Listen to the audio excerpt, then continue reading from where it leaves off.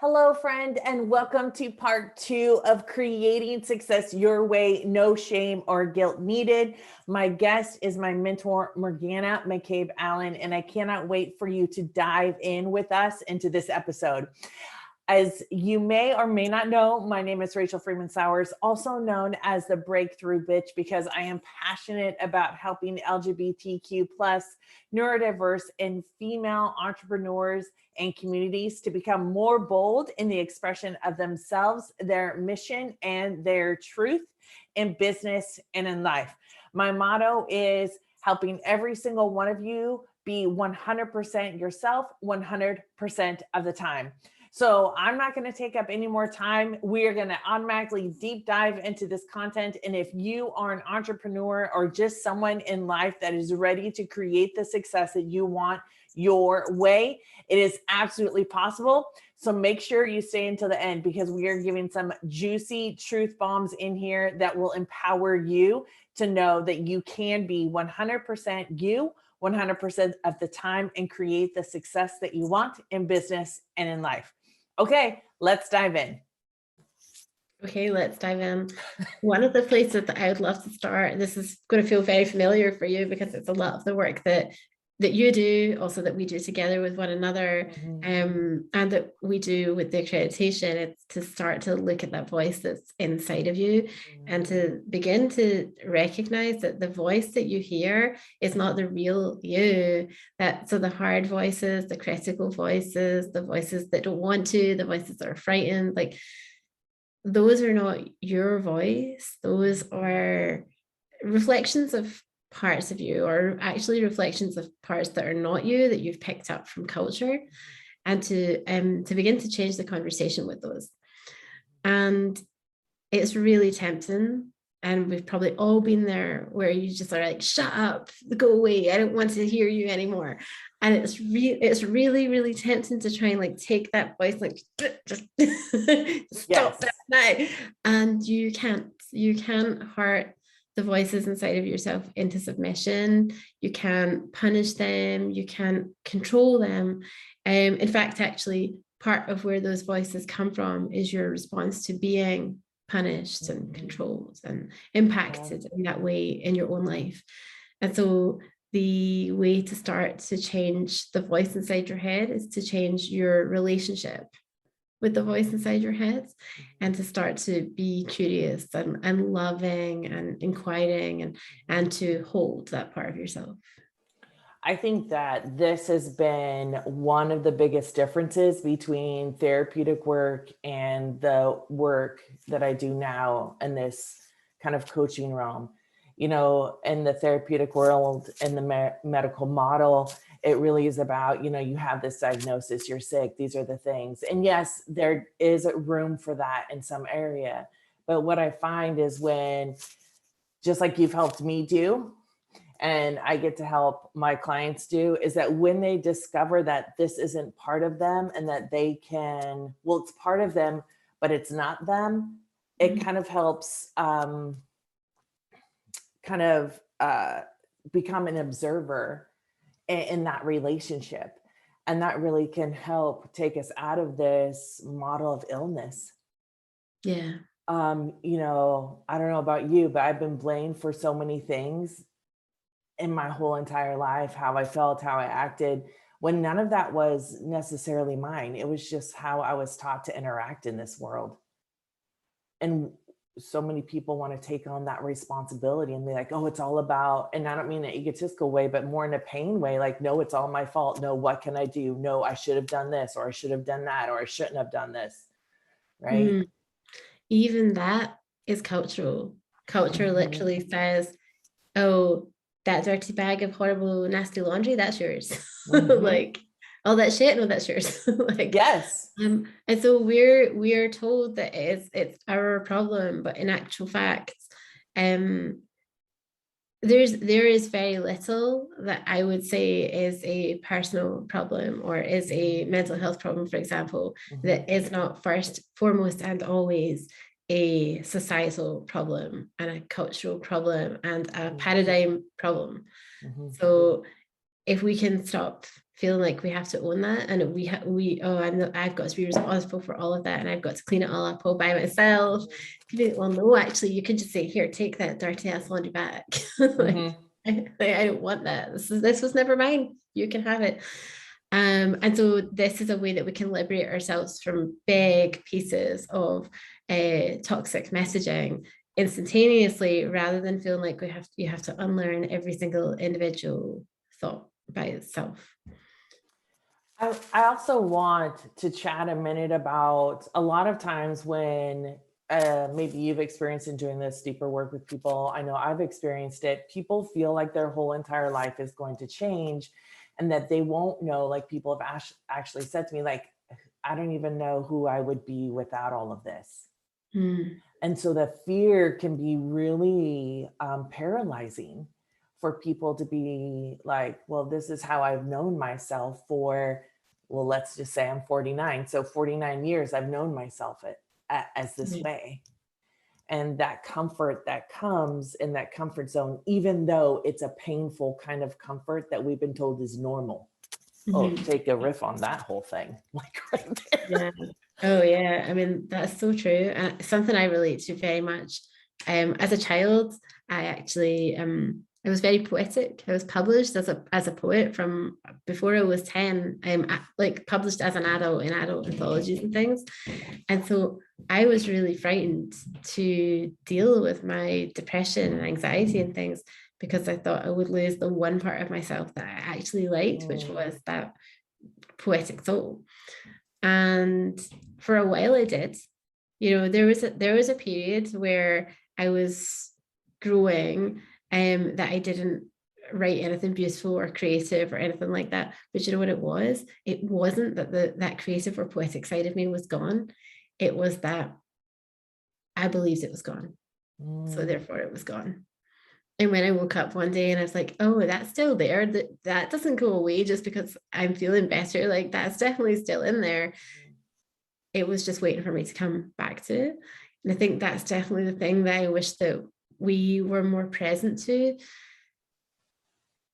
We are not a singular entity in a timeline that is moving steadily forward incrementally in equal seconds, one after the other. We are complex beings with a neurology that reflects all the dimensions of time that we can experience. Like the neurological pathways of your future self are already developing in this moment as we speak, and all your past selves are all there as well, waiting to be rediscovered. So it's always there. And you can bring something from the past version of you into the present version. Like, again, this is this thing of instantaneous transformation. You can just go back and be like, oh, I like that thing about myself. That's coming back, and bring it back into the now. But we're not told that. And it's really convenient that we're not, because then we get trapped in the whole, like, you're only as good as the last thing you did 5 seconds ago, and you better prove yourself again in 5 more seconds or you're out. Okay, so I just want that to sink in for everyone that's listening, because I work with so many women that are on to the next thing and achieving, and our whole self-worth has been brought to us by what we have achieved, what we've been able to prove that we can do for other people, which then leads us down a whole rabbit hole of guilt and shame and dysfunction. And what is the opposite word for wholeness? Like breaking up in just separate parts of ourselves. Like we just break apart as we tumble down this hole. And it's like, we don't have to be in that place. And when we can see that healing ourselves and really going into ourselves and recognizing the beauty that lives within us all along the spectrum of our life. And I'm not just talking about beautiful means that it's just what I call the queen part of me. I'm saying the beautiful me is the incredible shrinking girl part of me too. And really allowing myself to begin to love all parts of me. So as we get to know these parts of us, and we begin to realize that the things that we have been doing, our patterns of behavior, our feelings, and how we're reacting or interacting in the world are because of the things that we've been taught, not actually because of the things that we said that we necessarily wanted. Like I didn't say out of the womb, oh, here, give me that trauma. Like I was just a baby, like coming out of the womb. Yeah. So we first start by looking at these parts of ourselves and beginning this healing relationship. And then we move into what I like to call playing with the possibility of what can be when I can love all of the parts of myself. What would be the next step to that? What's after that? So I'm going to double back on something you said before in order to answer this. So when you were talking about that sort of tumbling down the hill and talking about the parts of us coming apart, right? Mm-hmm. And that's what it feels like. But I actually think the next stage is realizing that the opposite of wholeness is illusion, not brokenness.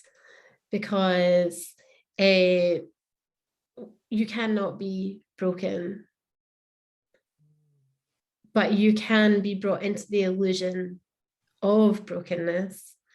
And there comes a point in your healing journey where the next step is to embrace that and to recognize that and to see that you have participated unintentionally in an illusion of yourself, and to then move from the possibility of what could I be when, what could I do if I could play with this idea of wholeness, is to move through the other side of the illusion and recognize that your wholeness is already here, because you can't lose that. Well, dang, like if you're listening to this, that's incredible. It's like you can't lose your wholeness. Like, and that the brokenness that you may be feeling in this moment is an illusion. I've felt that transformation, and you said the words instantaneous transformation. And you've watched me have that transformation recently, or over and over and over again. I think like to the next reiteration of who I want to be in the world, and really honoring my wholeness. So when that realization happens, it's almost like you get to feel complete, whole, and perfect just as you are right now. So that's something I've said for a long time. Yeah. And this is the example. Like, I don't know if you've watched that movie, but last night we watched that movie Encanto. Oh, it's and if you've been wondering what we're talking about, but if you related to any part of that movie, this is really recognizing that you're whole. And as a 49-year-old woman, and at the very end, and she's looking in that doorknob, and they're saying like, who do you see? Or what do you see? And she says, I see me. Chills ran over all of my whole entire body. And it was like, that is where I'm at now. Yeah. And that feeling is insane, because I remember wanting that feeling and feeling like I had to do this. And I've tried, Lord knows how many things I've tried. I've tried accepting all the responsibility. I've tried learning something about myself. I've tried getting a PhD. I've tried all of these things to recognize my own wholeness. And none of that, honestly, none of it. I mean, there are parts of it. It's played a part to the journey, whatever that means. And yet I really, all of the things that we're told we need are maybe not even what we need externally. We need internal, not external. Yeah, I really honestly couldn't agree more. And I think that we all go through a period of looking for it externally, and you're trying a lot of different modalities and different things. And, I just want to say, like, neither of us have bypassed this. Like, we've come through the fire. Like, we both had a lot. Like, I mean, obviously I'm not going to share for you, but for me, my life has had a huge amount of trauma in it. And that has come with it a very deep and oftentimes dark journey where I, had complex PTSD and flashbacks, and at one point was diagnosed with antipsychotics in my mid-20s because of those flashbacks and panic attacks and things like that. It has come at trying all the things and then eventually realizing that the vast majority of the things are ways to bypass what's really happening at the level of the body, heart, mind, and soul. and that, you know, how important it is to integrate those pieces together. And that's something that I loved about Encanto, is that in a way, each of the individual family members also sort of represent a single person. Like that, yes, they each have their own narrative, but they're like part of a whole, they're part of a single system, which is the family. And that's what this integration that we're talking about is. It's that learning to love and accept the weird uncle, learning to love and accept the cantankerous grandma that criticizes everybody, but you're doing it for yourself, inside yourself, with the voices inside yourself. Yeah. I mean, like, yes. I mean, walking through the journey, no one's either hasn't walked or won't continue to walk through part of that journey. Even now, you know, as I really expand into feeling this wholeness of myself for the first time ever in my whole entire life, there is another part of me that will continue to grow. There's another part of me that will come forward and say, hey, you know, this is what I need from you. And the beauty of that is that there's no more fear about not having the answer. There's no more fear about not being enough. There's no more fear that something will happen. It is just simply me turning to this part of myself and saying, hey, I hear you. I see you. I love you. Let's get through this together. And I tell my clients, it's like I go and take the hand of each different part of myself and they come up. And it's just this strong internal knowing that I can't even really describe. Yeah, it's beautiful. I can share a little of one of my parts, because I think sometimes it can be challenging for people to recognize how the different parts can unfold. Two of my parts that interacted with one another in a very toxic way for a long time. It's important to recognize that there are internal relationships between the different parts of yourself that are not always beneficial. So there are two parts inside of me, and one of them is the part that said the worst things to me. As you know, as an abuse survivor, this was the part of me that said that I was broken and defiled and I would never be clean, and like horrible things. It's the part that made me join religions and, you know, just try all kinds of things to find some form of absolution.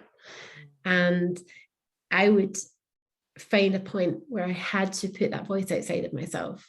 And I would essentially, it would be like having a radar for another toxic person to come into my life, because I so deeply needed for that voice to be with someone else that would tell the first person whose ears picked up. And the first person is always the person that's got bad intentions. So this person would show up and be like, hey, you know, you're right, like, you need to talk. And I would tell them all the things, and they would become the external representation of that voice. They would speak to me all the hate that I had been speaking inside myself. And during that time when they were being that role, the other voice inside of me could sort of wake up and say, you're better than this, you deserve more than this, why are you taking this? And eventually that one would get strong and I would leave the relationship or whatever, right? So I would take a bold step on the back of that voice, and then another person would show up and they'd be like, hey, you know what, I deserve your life. Because they were the piece that that really resonated with the strong voice inside me. It's like, you deserve it, you've worked for it, like, don't let this person treat you like this, take your life, it's yours. That voice, somebody else would come up and be like, hey, I'm here to take your life, it's mine, right?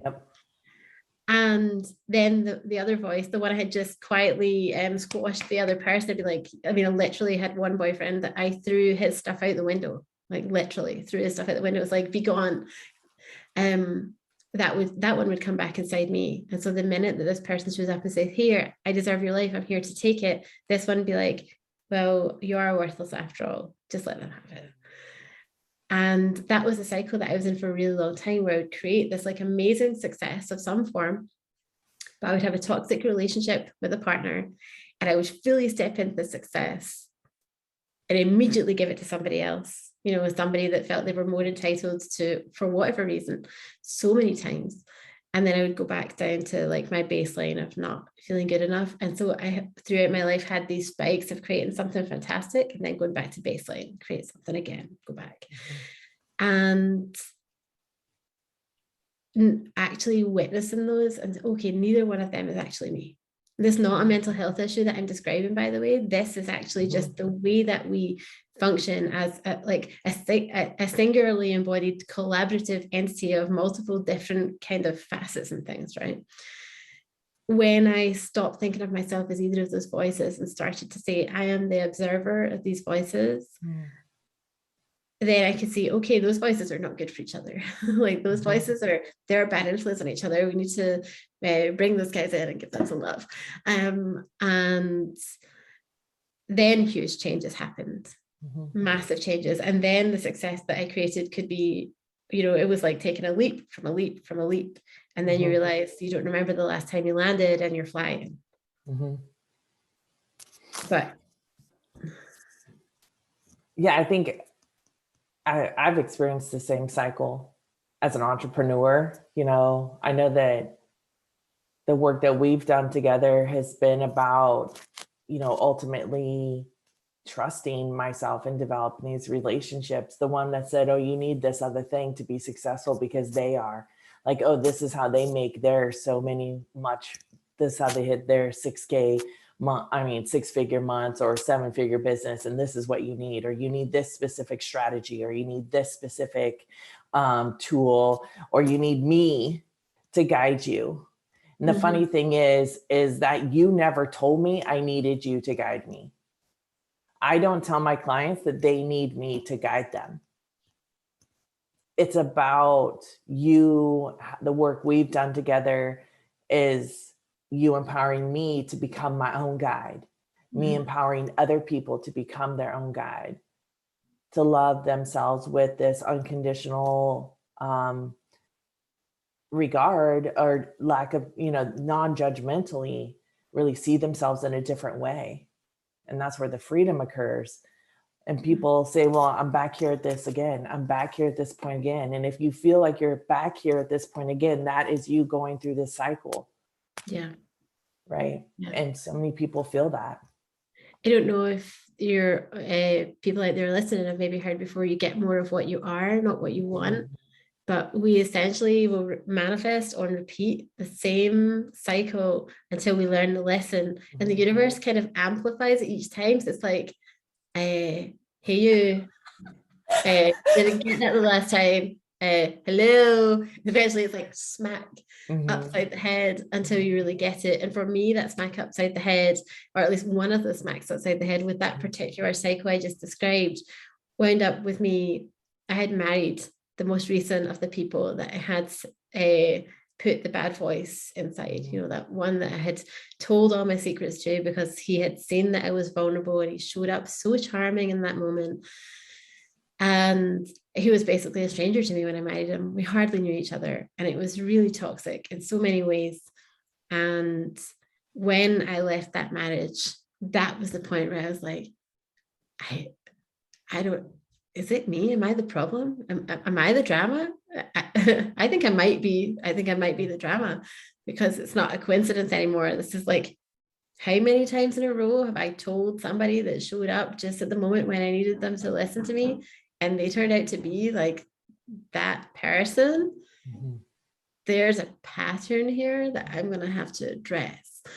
And so, he had got violent at this point.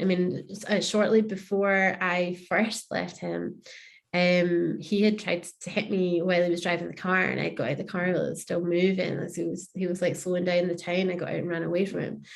If I had stayed in that relationship, or heaven forbid, if I had created another one without doing that work, I can't even imagine where I would be, or if I even would be here right now. And that's just one example. But there's many different patterns in each of our lives, and you just get the same lesson over and over, and it gets bigger and bigger until you're prepared to say, you know what, I'm not doing this again. Like, I will not rinse and repeat this cycle. It's time for something new. Yeah, I think the courage that it takes to look internally, right? I remember my first wife, she stood in front of me, and, it had been a very abusive relationship and lots of dysfunction and lots of trauma reaction. And she was in my face yelling at me and saying her choice things. And it was when I had finally told her that, you know, I want a divorce. And she's like, well, you want a divorce now just when I started loving you. And it was really interesting because that's the cycle that happened. Then you just stay for a little bit longer and you just stay for a little bit longer. And she was yelling at my face. And at that moment, just so much resolve. And honestly, I'm just like, if you don't back up, I'm going to hit you. Like you've got to stop threatening me. Like I'm just, but it's like recognizing those patterns and really not saying to yourself in a judgment sense, like it's all because of me, but really saying, I noticed the pattern and I can know why it's happening. I can see why it's happened in my life. And now this is what I want instead. And going into that with this just level of confidence and courage. I mean, you talk about being courageous of heart, you know, being brave hearted in these moments. And I think then that's like the work that really allows us to free ourselves in all areas of our lives. And that's what I know that your clients experience because I've experienced it. And that's what my clients experience. Right. So we've talked about a lot of different concepts today. And if you're watching or if you're listening on the podcast and you want to reach out and say, hey, what is this about? You know, you can reach out to Morgana. I'll make sure that her details are in the YouTube description. You can always reach out to me and I'm more than happy to connect you with her if that's appropriate. Tell us where we can find you. Tell us, because you're my mentor, I know that there's something big coming up. So I want you to mention that because I'm not going to get off the podcast or the show without mentioning that. And then, so tell us where we can find you and what's coming up. So my favorite place for people to find me is on Facebook, just on my personal profile or in my group, which is called Unbecoming Aligned AF Purposeful Entrepreneurship. And there's something big that's coming up is the book Unbecoming, Your Unorthodox Guide to Radical Wholeness, which really goes into how our culture creates these illusions of what we are and limits us through illusions that feel real, and how we can begin to unpick that, and not just one tiny thread at a time, but rather how do we liberate ourselves from the illusion in a much more complete way, and then what is it to start to become who you are.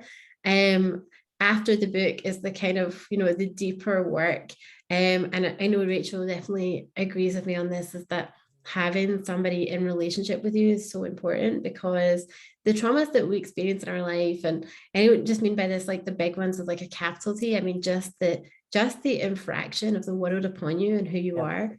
These things happen in relationship. We are relational entities. We understand what we are by looking at external reference, understanding, okay, well, if that's that and this is this, then I must be this, right? And so to create a new version of yourself is something that has to happen in relationship. And so the book is like the first step. And I know that Rachel is a wonderful guide for taking people onward beyond there. And clearly that's also my jam.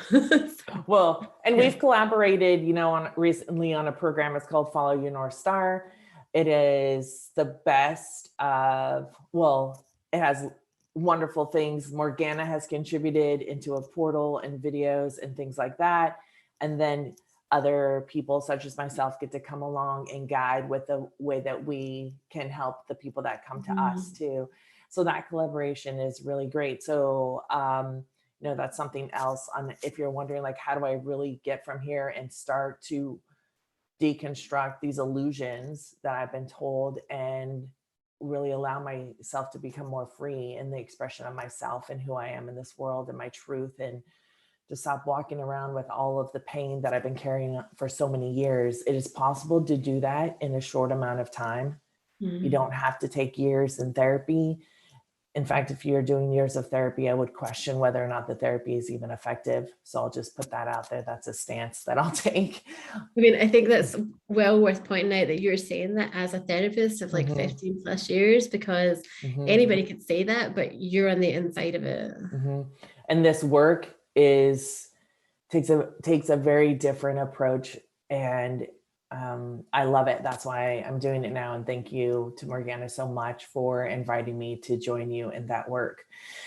So I think what we'll do is we'll leave it there for now. Please make sure to reach out and go ahead and join Morgana's Facebook group.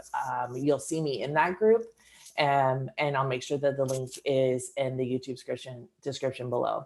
So I'll end this video exactly how I end every single video. Please make sure to stay true to yourself, be kind to others, and always, always, always honor the wise one that is within you.